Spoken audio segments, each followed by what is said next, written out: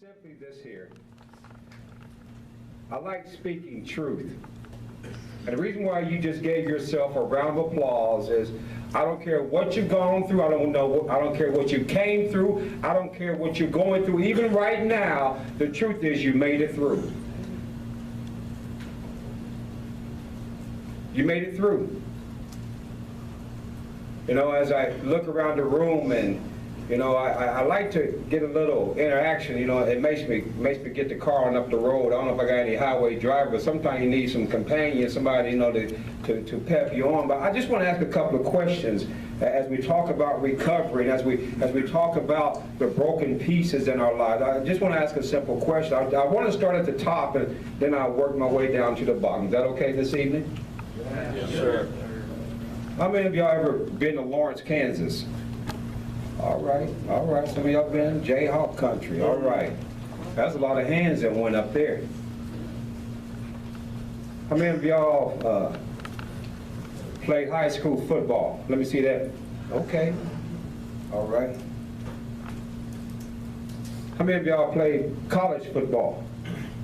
Oh, see, the numbers are going down. What about college baseball? All right. How many of y'all been to the city of Chicago? All right.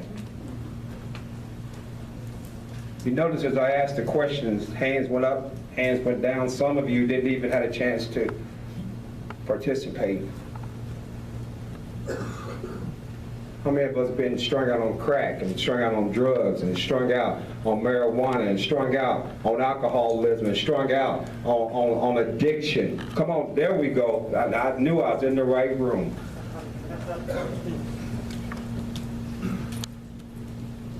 I tell people time and time again, how do you know where I'm going if you never came where I've been? How do you know where I'm going if you never came where I've been? How can you help me and you never traveled my path?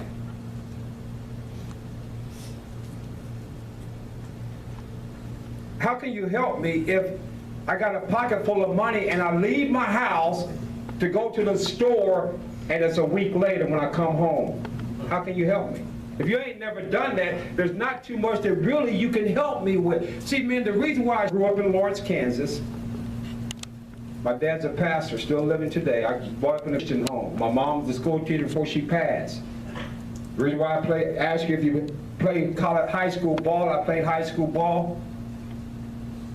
The reason why I asked the next question, did you play college ball? Yeah, I played college football. Matter of fact, I was All-American. Led the nation all-purpose running as a junior college All-American. He's averaged 178 yards a game.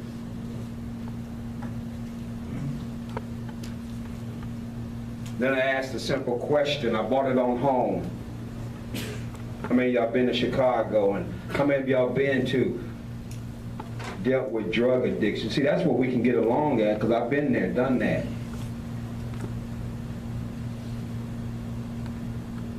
I know how to smoke $2,500 worth of crack cocaine and walk out of the hotel with $2. Spent $2,498 in a 5-day period. I understand addiction. I understand shame. I understand guilt. I understand disappointment. I understand dreams that become nightmares.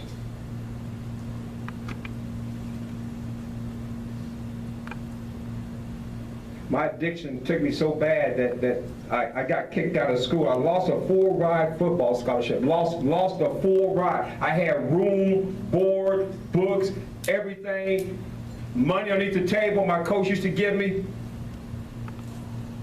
I lost it all because of addiction. A full-ride scholarship.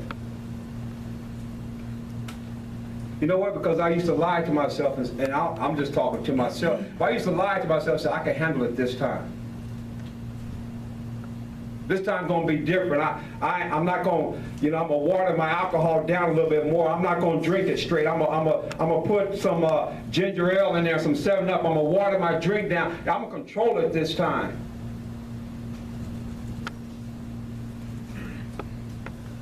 The thing about addiction for me is, they took me on a trip and I didn't even pack my bags.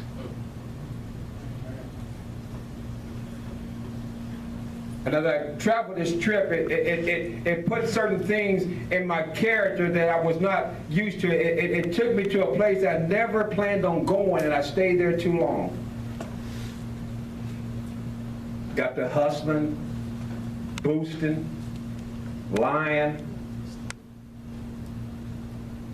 You know, I used to walk around Topeka with a gas can, and I didn't even have a car to support my habit.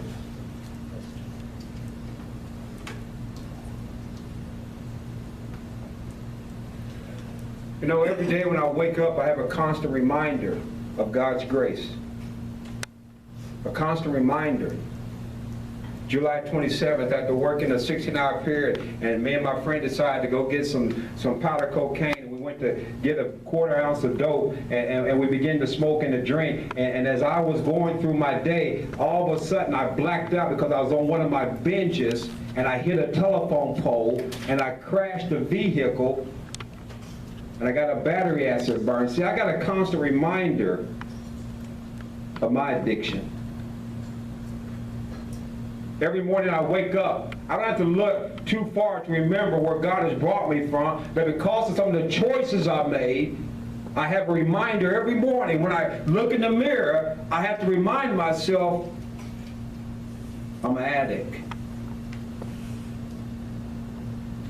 I've been through some things.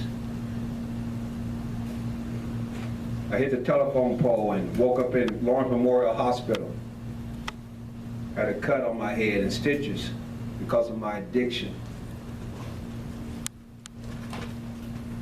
Addiction, when it gets in you, it gets a hold of you and begins to choke you. I don't know, my addiction used to call me out by name. It would call me literally by name. Some days I can remember being on my job and I'd be at work and my addiction began to call me by name, and I would leave at lunch and wouldn't come back. Then I have to call my job back and have to lie, my car broke down. I can't come back. Why? Because my addiction was calling me. That pipe was calling me.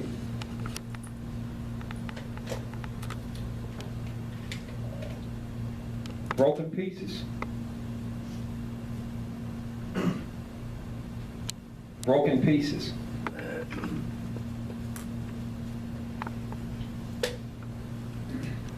You know, when I look around the room and I see all these men, all this potential, all these dreams,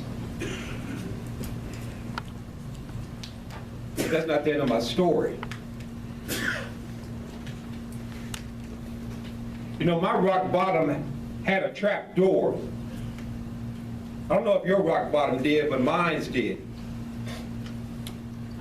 You know, one time I was so full of myself, I would walk into a room like this, and Miss Eva would stand up, and I would be able to say, you know, today I got 10 years clean. I've been clean and sober for 10 years, but I can't say that no more.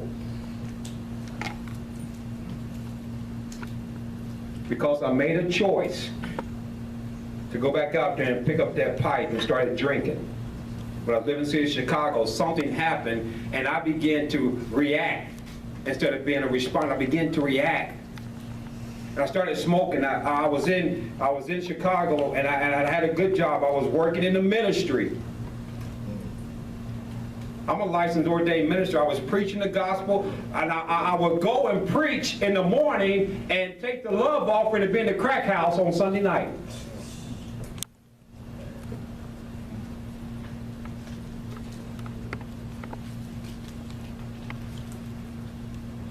And I went out one night and I smoked $650 worth of crack cocaine. And you know what I told myself? I can handle it this time.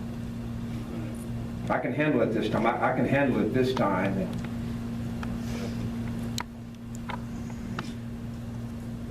I forgot to pack my bag, and my addiction drove me from Chicago to back home to Kansas. You know, sometimes we try to lie to ourselves, say, you know, if I change location, you know, get me a fresh start, you know, but I forgot that I was bringing me with me. I was bringing my addiction with me. I thought because I left Chicago that my addiction was staying. No, my addiction, matter of fact, went before me.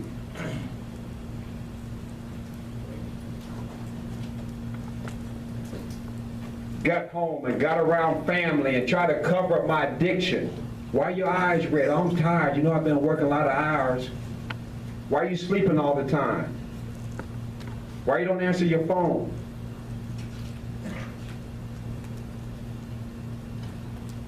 My addiction took me from traveling the country, speaking in big venues, preaching the gospel, sharing my testimony, and doing the things that I love to do, to the point of that December 21st, 2007, I'm on my job in the city of Topeka, and I'm working in a warehouse as a supervisor, and there's two gentlemen that walk through the front door, and I see them. I acknowledge them. I went on back to my workstation. Two detectives.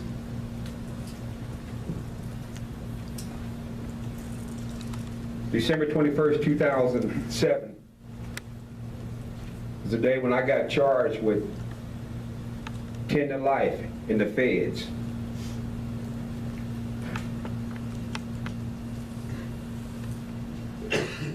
Got charged with selling 5 kilos of cocaine, which I never seen, but because of my addiction, I got hooked up through association.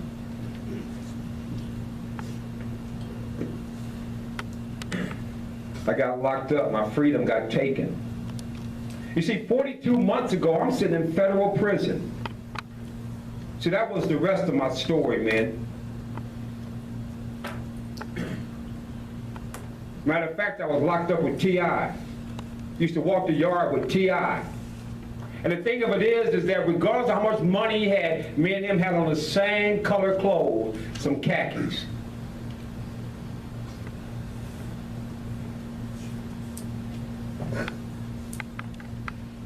I got a 70-month sentence over there in the federal building on State Avenue on the Kansas side. That's how far my addiction took me, to federal prison. My addiction bypassed state prison. It just leapfrogged over that and took me straight to the feds. And I'm sitting in prison, my freedom gone, my identity's gone. 117590031. I can tell you in my sleep. Still my number, but I don't go by that number no more. Experienced prison. Lost my freedom because of my addiction. After all was said and done about my court case, a $100 purchase of crack cocaine got me 70 months. Some of y'all just say, I don't believe it. I'll bring you my papers. I ain't got no, listen, my story's an open book. If you want to see it in black and white, for $100 of crack cocaine, I sold to a CI, he turned it over to the government, and he looped me into a big 13-man conspiracy, and I got 70 months. The feds don't play.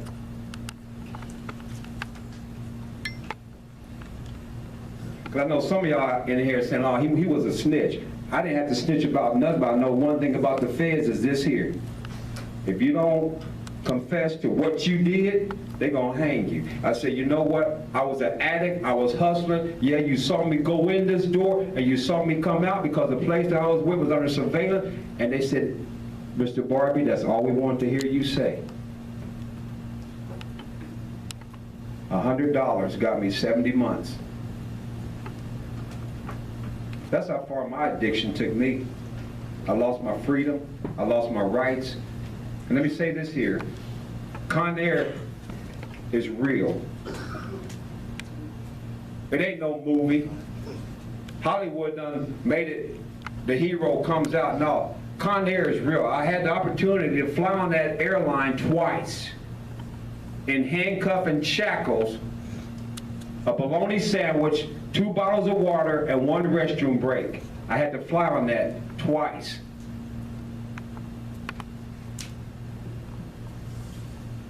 I'm married now. A couple of weeks ago, my wife talking about, you want to watch a movie? I'm like, yeah. She doing the show. Oh, let's watch Con Air. And I said, really?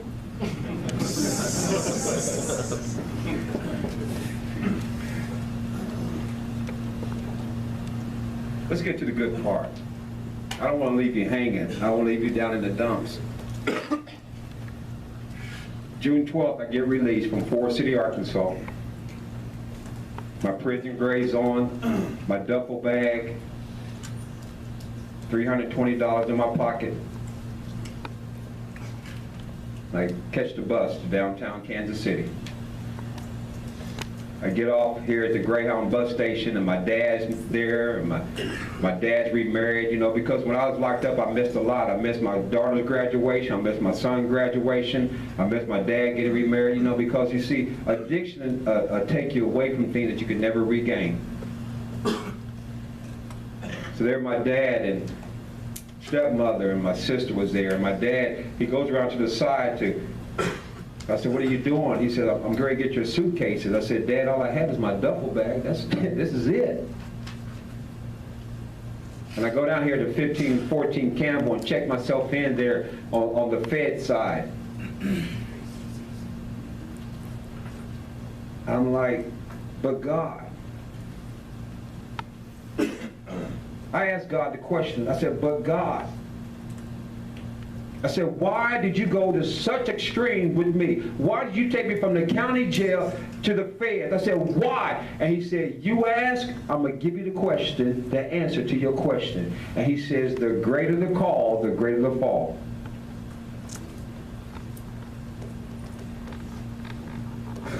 The greater the fall, the greater the call.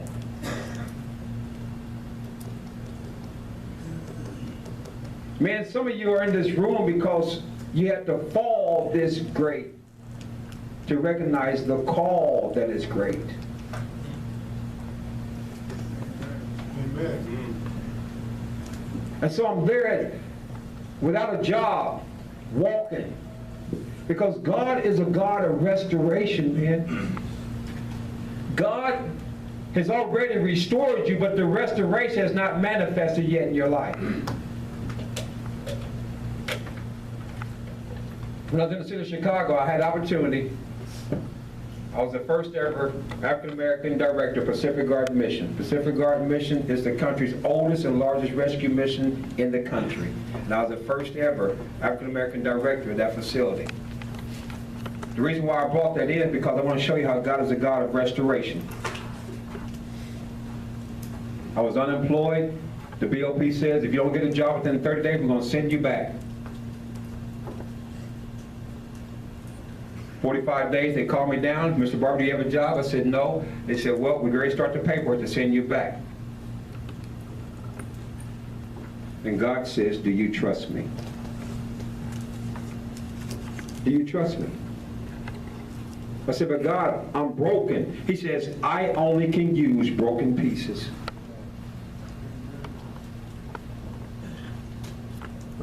And so my first opportunity of employment here in Kansas City, show you how God restored me back to my passion of helping and serving people. My first place of employment was with City Union Mission.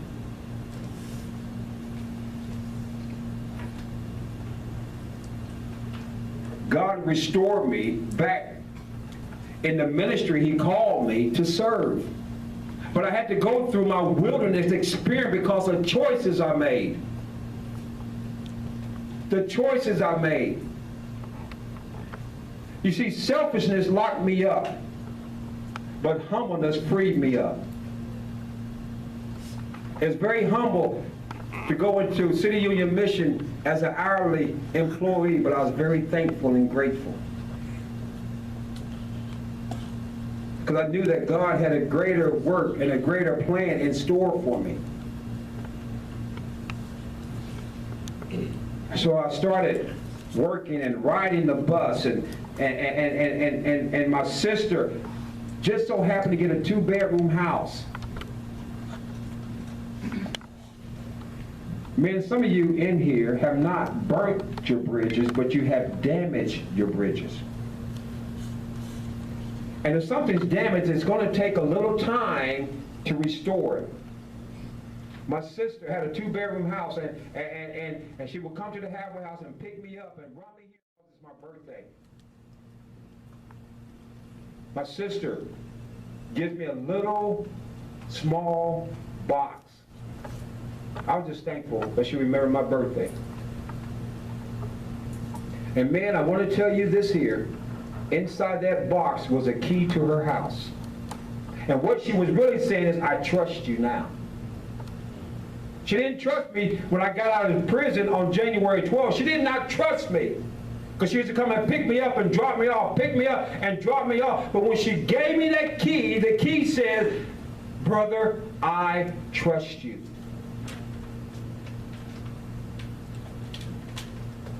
Man, some of you right now, give your family time.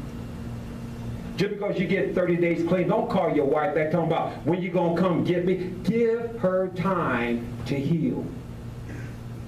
Your significant other, give them time to heal. Your sons and your daughters, give them time to heal. Men, we hurt our families.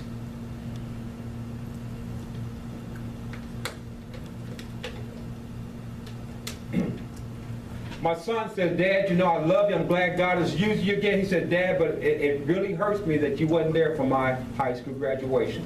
There's nothing I can do to replace that. Nothing I can do.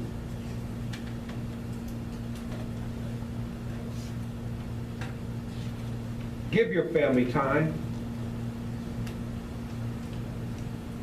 As my sister let me move in with her, and I began to continue to ride the bus back and forth to City Union Mission, God began to open doors for me here in the city of Kansas City.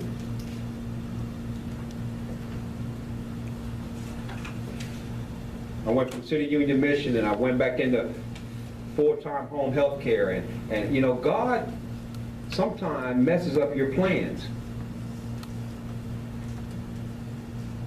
And they cut out my position after I just gotten married. 4 weeks after I got married, they cut out my position. So now I'm home and I'm unemployed again, and I'm married, and I said, God, how am I going to provide for my family, my new wife, my new bride? And God says, do you trust me? I was unemployed for 7 weeks, and after that I got hired on at Metro Lutherans and allowed me to do some things here in the community, because now I understand about giving back. And that's where I met Miss Eva, through an outreach, and I was kind of persistent too, but to meet her I came up here, and that's the reason why I'm before you tonight. You have to understand something, man, about your addiction, and you have to own it. Stop making excuses. Never once did somebody have a gun to my head and say, if you don't take a hit, I'm going to blow your head off. Every time I got high because I chose to.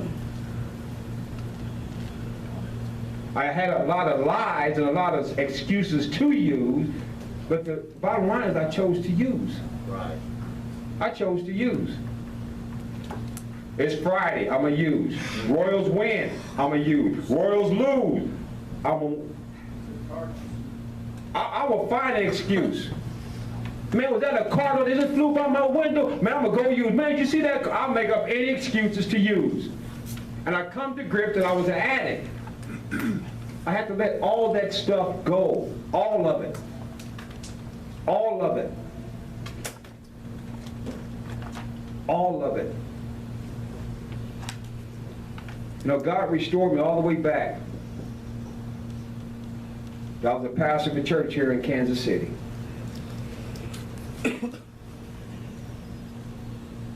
I went from ministry to the prison and restored back to the ministry to help and to serve men like you. Man, I want to share this, and I'm almost through. The reason why some of you are in this room and you're frustrated is because you don't understand your purpose in life.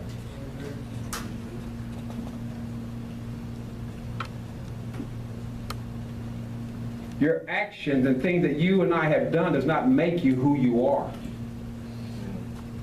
And the reason why some of us in this room drank, smoked, did what we did, because we didn't understand our purpose.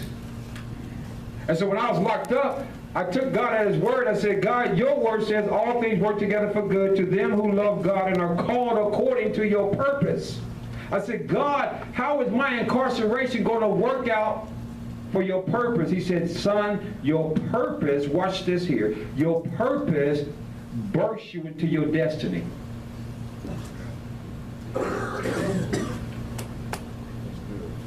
But if you don't know your purpose, you can't be birthed into your destiny. But how is my purpose revealed? My mom was a school teacher. She used to say, son, when you do your math, you break it down to the lowest common denominator. That which you love to do is your daily mission. Your mission reveals your purpose, and your purpose births you into your destiny. Let me say that again. Your mission reveals your purpose, and your purpose births you into your destiny. Man, once you understand your purpose, you'll be birthed into your destiny, which is predestination that God has preordained for you. Tailor-made.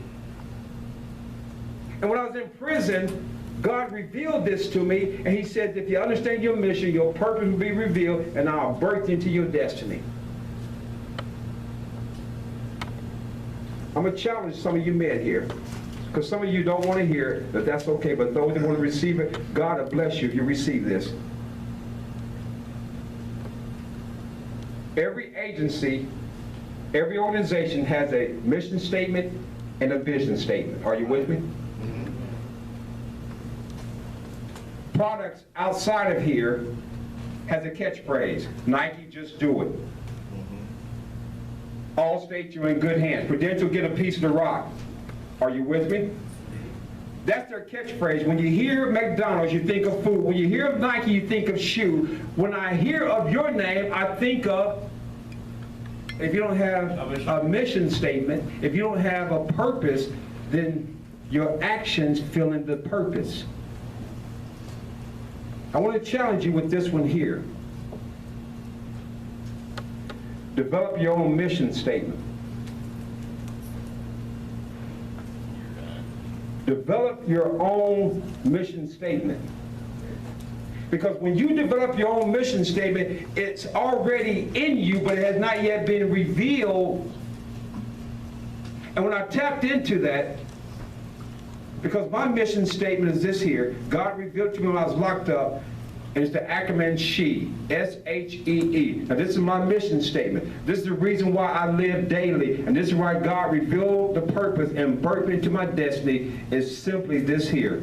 The S stands for serving, the H stands for helping, the E stands for encouragement, and the other E stands for empowerment. That is my daily mission, man. Amen. That's all I do. I go around serving people. I go around helping people. I go around encouraging people. I go around and I empower people. That's all I do. And you know what? It has took me to a level of my destiny. Man, I'm challenging you. Tap into your mission. It will reveal your purpose, and your purpose will kick you into your destiny. I want to close with this story, and I'm out the way. There was a man. He was in a ditch. The man got comfortable in the ditch, and all of a sudden he had his TV and he had a CD player, and he got so comfortable in the ditch that he didn't realize that he fell in the ditch. So a man came by and he looked at the man in the ditch and he said, man, look at that man down there in that ditch, and he thinks he's at home. And the other man says, look at him in the ditch. Another man came and got a close look and said, yep, he's in the ditch. Matter of fact, he has a TV. Matter of fact, he has a cell phone, the man in the ditch. Another man walked by and said, you hungry, and threw him down a bag lunch, because he said if you're at home watching your TV on your phone every now and then, you may get hungry. Finally, the man comes, the second one and the third one, and the fourth one said, look at that man in the ditch. Finally, this man comes and takes off his nice suit, sets down his briefcase, and jumps in the ditch with the man. The man said, man, that was really dumb. He said, now we both down here in the ditch. The man looked at him. He said, the difference between all those other people is, at one time I was in the ditch, and I know how to get up out the ditch.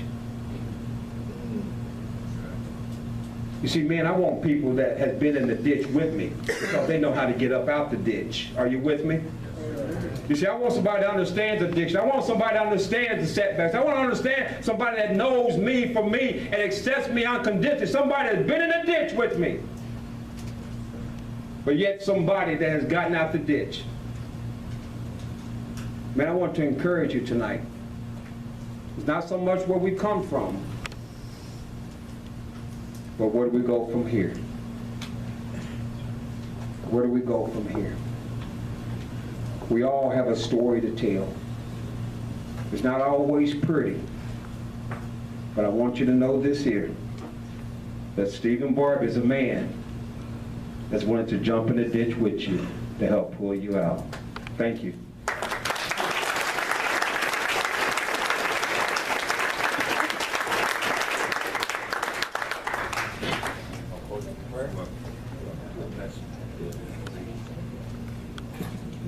All right, guys, wonderful message. What do you think? Yeah? All right, you free to go.